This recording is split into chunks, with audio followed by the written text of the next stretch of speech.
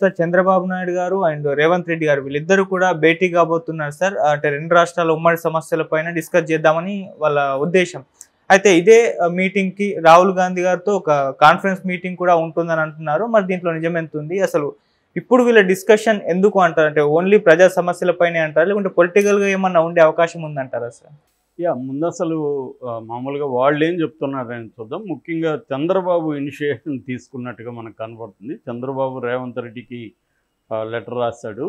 ఇట్లా మనం కలుద్దాము, కలిసి నేరుగా ముఖాముఖి అనేక విషయాలను చర్చించాల్సి ఉంది. ముఖ్యంగా రెండు రాష్ట్రాలకు సంబంధించి పెండింగ్ ప్రాబ్లమ్స్, యాక్చువల్గా తెలంగాణ వచ్చి 10 ఏళ్ళు దాటినా కూడా రాష్ట్ర విభజనకు సంబంధించి అనేక సమస్యలు పెండింగ్లో ఉన్నాయి. వాటిని మనం చర్చిద్దాము, ముఖాముఖిగా చర్చించడం వల్లనే ఈ సమస్యల పరిష్కారానికి సుగమం ఏర్పడుతుంది అనేది చంద్రబాబు ప్రపోజ్ చేశాడు. దానికి రేవంత్ రెడ్డి కూడా రెసిప్రాసిటీ చూపించాడు. అంటే ప్రతిస్పందన పాజిటివ్గానే వచ్చింది. ఈరోజు రేవంత్ రెడ్డి కూడా దానికి బదులిస్తాడని అంటున్నారు. సో జూలై 6వ తేదీ వీళ్ళ మీటింగ్ ఇక్కడ ప్రజాభవన్లో వీళ్ళిద్దరి మీటింగ్ ఉంటుందని చెప్తున్నారు. వీళ్ళతో పాటు రెండు వైపులా కూడా కొంతమంది ఏమన్నా మంత్రులు కానీ అలాంటి వాళ్ళు ఉండే అవకాశం ఉంది. అలాగే బ్యూరోక్రాట్స్ కూడా, అంటే కొంతమంది సెక్రటరీలు అలాంటి వాళ్ళు కూడా కూర్చునే అవకాశం ఉంది. ఎందుకంటే అసలు రెండు వైపులా పెండింగ్ ఇష్యూస్ ఏమేమి ఉన్నాయి, ఫస్ట్ విభజనకు సంబంధించి, అట్లాగే ఇద్దరు కలిసి కేంద్రానికి ఏమేమి అప్పీల్ చేయాలి, కేంద్రం కూడా విభజన హామీలు కొంత ఇచ్చింది, అవేమి ఉన్నాయి, ఏవేవి ఈజీగా మన ఇప్పుడు ఇమీడియట్గా ఏవేవి పరిష్కరించుకోవచ్చు, ఏవేవి ఇంకొంత దాని మీద పరిశీలించాల్సిన అవసరం ఉంది. అంటే ఫర్ ఎగ్జాంపుల్ విద్యుత్ బకాయిలు ఇట్లాంటివి దాదాపు 5,000 కోట్ల పైన రావాలని మొన్న ఒక మంత్రి చెప్పారు, నాదెండ్ల మనోహర్ అనుకుంటా. ఓకే. సో అలాగా ఇక్కడి నుంచి రావాల్సిన కొంత బకాయిలు ఉన్నాయి. అది గతంలో జగన్ కూడా ఇలాగే ముఖ్యమంత్రులు ఇద్దరు కలిశారు అప్పుడు కూడా, కానీ అదేమీ సాల్వ్ కాల. వాళ్ళిద్దరి మధ్య పొలిటికల్ అండర్స్టాండింగ్ పెరిగింది, దానివల్ల వాళ్ళిద్దరికి హెల్ప్ జరిగి ఉండొచ్చేమో, కానీ రాష్ట్రానికి పెద్ద హెల్ప్ జరగలేదు. కాకపోతే గొడవలు లేకుండా ఉన్నారు.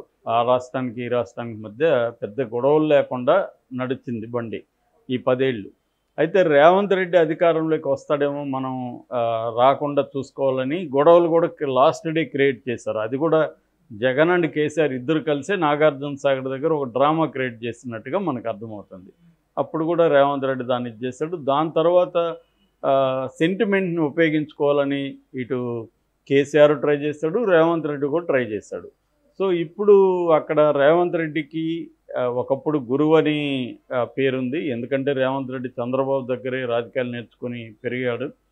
అయితే రేవంత్ రెడ్డి దాన్ని ఒప్పుకోవట్లేదు. నేను ఆయన అనుచరుణ్ణి కాదు సహచరుణ్ణి అని చెప్పాడు. నిజంగా కూడా అదే. వాళ్ళు ఎలా చూస్తున్నారు అనేది ఇంపార్టెంట్. ఆయన అనుచరుడు కాదన్నప్పుడు మనం అనుచరుడు అని అనాల్సిన అవసరం ఏం లేదు. ఏదేమైనా రేవంత్ రెడ్డి చంద్రబాబు దగ్గర అనేక విషయాలు నేర్చుకోవచ్చు, గురువుగా కూడా ఫీల్ అవ్వచ్చు, తప్పేం లేదు. ఎందుకంటే చాలామంది ఆ మాటకు వస్తే కేసీఆర్ కూడా చంద్రబాబు దగ్గర మంత్రిగా పనిచేస్తాడు కదా. చంద్రబాబు 45 ఏళ్ళ అనుభవం ఉన్న సీనియర్ నాయకుడు కాబట్టి ఇవాళ ఉన్న చాలామంది స్టేట్ లెవెల్ లేకపోతే నేషనల్ లెవెల్ నాయకులు ఆయన దగ్గర నేర్చుకుంటారు, ఆయనతో కలిసి పనిచేస్తుంటారు. అందులో తప్పేం లేదు. అంత మాత్రాన ఒక స్టేజ్ దాటిన తర్వాత ఈక్వల్గా చూడడం అనేది జరుగుతుంది ఎక్కడైనా లైఫ్లో అయినా. ఇప్పుడు మన దగ్గర ఎవరో నేర్చుకుంటాడు, అతను మనకంటే పెద్ద పొజిషన్లోకి వెళ్తాడు. అప్పుడు నువ్వు కూడా నా శిష్యుడు రారాగిరా అనలేం కదా. కొంత హోదా అదంతా పరిస్థితిని బట్టి వాళ్ళకి గౌరవం ఇస్తాం. అలాగా వీళ్ళిద్దరూ ఏదో గురు శిష్యులు కలుస్తున్నట్టు చాలామంది చెప్తున్నారు, కానీ గురు శిష్యులు అనేది కాదు, ఇద్దరు ముఖ్యమంత్రులు కలుస్తున్నారు. సో మంచిదే ఇది. చంద్రబాబు ఇనిషియేషన్ అనేది ఖచ్చితంగా ఆహ్వానించదగింది. దీనివల్ల రెండు రాష్ట్రాలకు కూడా మేలు జరిగే అవకాశం ఉంది. ఎందుకంటే సామరస్యంగా పరిష్కరించుకుంటే అనేక సమస్యలు పరిష్కారం అవుతాయి. అంతేగాని దాన్ని పొలిటికల్గా చేసి ఇక్కడ సెంటిమెంట్ ఉపయోగించుకొని అక్కడ సెంటిమెంట్ ఉపయోగించుకుంటే ప్రజలు నష్టపోతారు.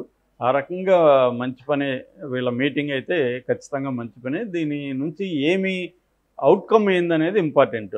కలవడం వరకు మంచి పని, అజెండా కూడా బాగానే ఉంది. అయితే దీని ఇంకా కాంక్రీట్ అజెండా మనకు తెలియదు. అంటే 1 by 1 ఏ అంశాలు చర్చించబోతున్నారు ఈ మీటింగ్లో అనేది ఇంకా బయటికి రాలేదు. ఇద్దరు ఇప్పుడు మీటింగ్ కలుద్దాం అనుకోవడం ఫస్ట్ స్టెప్. దాని తర్వాత ఏ అంశాలు కాంక్రీట్గా అంటే నీటి పంపకానికి సంబంధించి, తర్వాత నిధులకు సంబంధించి, ఇద్దరి సమస్యలు కేంద్రంతో చెప్పుకోవాల్సిన సంబంధించి ఇలాంటి అనేక అంశాలు ఉన్నాయి. సో వాటి అజెండా మనకి డీటెయిల్గా వస్తే మనం ఇంకొంత బాగా విశ్లేషించుకోవచ్చు. సో అది రావాల్సింది. ఇక రెండవ యాంగిల్ పొలిటికల్ యాంగిల్. మామూలుగా ఎప్పుడైనా ఇద్దరు ముఖ్యమంత్రులు కలుస్తున్నారంటే పొలిటికల్ యాంగిల్ ఖచ్చితంగా ఉంటుంది. గతంలో కూడా జగన్ కేసీఆర్ కలిసినప్పుడు పొలిటికల్ యాంగిల్ బయటకు వచ్చింది. వీళ్ళిద్దరు కలిసి ఇక్కడ కేసీఆర్ని అక్కడ చంద్రబాబుని దెబ్బతీయడానికి ప్లాన్ చేస్తున్నారు అనేది అన్నారు. ఎందుకంటే హైదరాబాద్ అనేది కీలకమైన నగరం. ఆంధ్రలో చాలామందికి ఇక్కడ ఆస్తులు ఉంటాయి. ఇక్కడ నుంచి అక్కడికి ఫండ్స్ వెళ్తాయి. వీటన్నిటికీ చంద్రబాబుకు కూడా అవసరాలు ఉంటాయి. రెండవది చంద్రబాబుకి ఏమేమి అవసరాలు ఉంటాయి ఇక్కడ అనుకున్నప్పుడు, ఒకటేమో తన పార్టీకి సంబంధించిన నిధులు కావచ్చు, అవన్నీ ఇక్కడ నుంచి రావడం ఇటువంటివి ఉంటాయి. రెండవది ఏంటంటే జగన్కి సంబంధించిన బ్యాచ్ ఇక్కడ ఏమన్నా ఉంటే వాళ్ళని కొంత టైట్ చేయమని కూడా రేవంత్ రెడ్డికి చెప్పచ్చు. ఎందుకంటే ఇప్పుడు జగన్ని తొక్కేయడం అనేది చంద్రబాబు ముందున్న కర్తవ్యాలలో ఒకటి. 2029కి ఆయన కొంత బలహీనపడే అవకాశం ఉంది, ఫిజికల్గా కానీ మెంటల్గా కానీ. చంద్రబాబు అంటే మరీ ఘోరంగా ఏమీ అయిపోతాడని నేను అనుకోవట్లేదు. ఆయనకి అప్పటికి 80 దాటుతాయి. బట్ ఇవాళ ఇండియాలో ఒక యావరేజ్ స్పాన్ ఆఫ్ లైఫ్ దాదాపు 70 వరకు ఉంది. కాబట్టి చాలామంది మన కళ్ళ ముందే 80 పీపుల్ చాలా యాక్టివ్గా తిరుగుతున్నారు. ఆయన ఆ రకంగా యాక్టివ్గానే ఉంటారని నేను అనుకుంటున్నాను. ఎందుకంటే ఆయనకి డిసిప్లిన్ ఉంది. బోత్ మెంటల్గా మెడిటేషన్ చేయడం, యోగా చేయడం, ఫుడ్ కరెక్ట్గా తీసుకోవడం, ఇవన్నీ ఆయన చేస్తున్నారు. కాబట్టి ఆయన ఆరోగ్యంగానే ఉండొచ్చు. రెండోది లొకేషన్ కూడా గ్రూమ్ చేస్తాడు ఆయన. ఏదేమైనా తనకి ప్రత్యర్థి అనేది ఎవరు ఉండకూడదు అనేది ఇప్పుడు చంద్రబాబు. జగన్ బాగా బలహీన పడిపోయి ఉన్నాడు కాబట్టి జగన్ని తొక్కేయాలని. కాబట్టి ఆ క్రమంలో హైదరాబాద్లో తన ఫ్రెండ్ గవర్నమెంట్ ఉంటుంది కాబట్టి, తన సహచరుడు గవర్నమెంట్ ఉంది కాబట్టి, ఇక్కడ జగన్కి సపోర్టర్స్ ఎవరైతే ఉన్నారో, ఫండర్స్ కావచ్చు, సపోర్టర్స్, వాళ్ళని కట్ చేసే విధంగా కూడా మాట్లాడుకునే అవకాశం ఉంది. దానివల్ల చంద్రబాబుకు మేలు జరుగుతుంది. ఇది గతంలో కేసీఆర్ ద్వారా జగన్ కూడా చేశాడు. అట్లాగే తన అనుకూలరికి తెలంగాణలో ఇప్పుడు ఆంధ్రప్రదేశ్ నుంచి ఇక్కడ కాంట్రాక్టులు ఉండొచ్చు, చాలా కమ్మలాభి పెద్దది ఉంటుంది. వాళ్ళలో ఇక్కడ తెలంగాణలో వాళ్ళకి కాంట్రాక్టులు కావచ్చు, ఇతర ఇంట్రెస్టులు కావచ్చు, దీనికి సంబంధించి కూడా చంద్రబాబు మాట్లాడే అవకాశం ఉంది. అంటే ఇట్లా నా మనుషులు ఉన్నారు, వాళ్ళకి నువ్వు కొంత చూసుకో అని. అటువంటివి ఖచ్చితంగా జరుగుతాయి. అయితే వీటన్నిటికంటే కూడా ఇదంతా కూడా ఆర్థిక ప్రయోజనాలు, రాజకీయ ప్రయోజనాల గురించి మనం మాట్లాడుకున్నాం. ఇవి కాకుండా నేషనల్ లెవెల్లో ఇవాళున్న పొలిటికల్ పిక్చర్ని మనం దృష్టిలో పెట్టుకుంటే, చంద్రబాబు రాష్ట్రానికి కావచ్చు, తనకి ప్రయోజనాల కోసం కావచ్చు, మోడీని కొద్దిగా ప్రెజర్ చేయగలిగిన పరిస్థితిలో ఉన్నాడు. సో ఈ ప్రెజర్ చేయాలంటే చంద్రబాబుకి ఒకవేళ మోడీ అంటే లాజికల్ ఎండ్కి తీసుకెళ్ళలేడు చంద్రబాబు. అంటే నేను విత్డ్రా అవుతాను అనలేడు. ఎందుకు? విత్డ్రా అయితే ఆయనకు ఆల్టర్నేటివ్ లేదు.